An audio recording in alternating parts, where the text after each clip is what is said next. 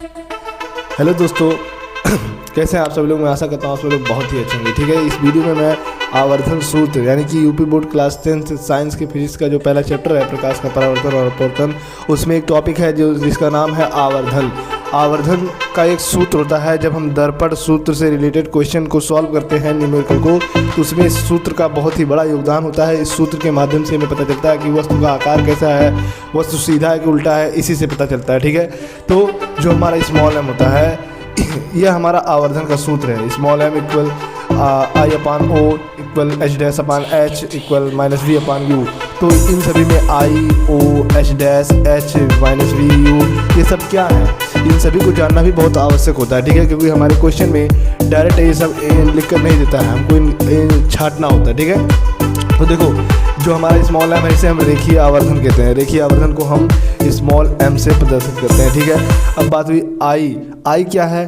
यह हमारे प्रतिबिंब की लंबाई, जब प्रतिबिंब की लंबाई की बात करें, जब हमारा प्रतिबिंब की लंबाई की बात करें तो हम आई को लिखेंगे जो भी लंबाई हो। ठीक है, फिर जो हमारा ओ है, ओ हमारा बताता है कि वस्तु की लंबाई है, ये हमारा वस्तु की लंबाई को बताता है। जो हमारा एच डैश है यह प्रतिबिंब की ऊंचाई को बताता है। किसको? प्रतिबिंब की ऊंचाई कितना है। ठीक है, जो हमारा एच है, एच हमारा वस्तु की लंबाई को बताता है कि वस्तु की ऊंचाई यानी कि वस्तु की ऊंचाई कितनी है।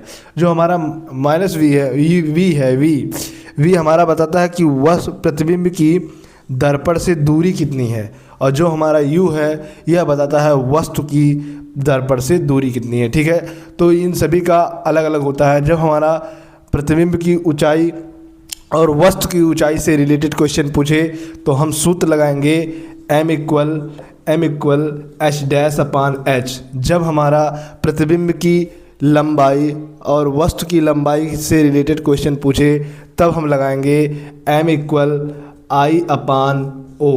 जब हमारा प्रतिबिंब की दूरी और वस्तु की दूरी से रिलेटेड क्वेश्चन पूछे और आवर्धन पूछे तो हम लगाएंगे M equal minus B upon U लगाएंगे। ठीक है, तो कुछ इस तरीके से आवर्धन सूत्र का प्रयोग किया जाता है। आई होप आपको अच्छे तरीके से समझ में आया होगा।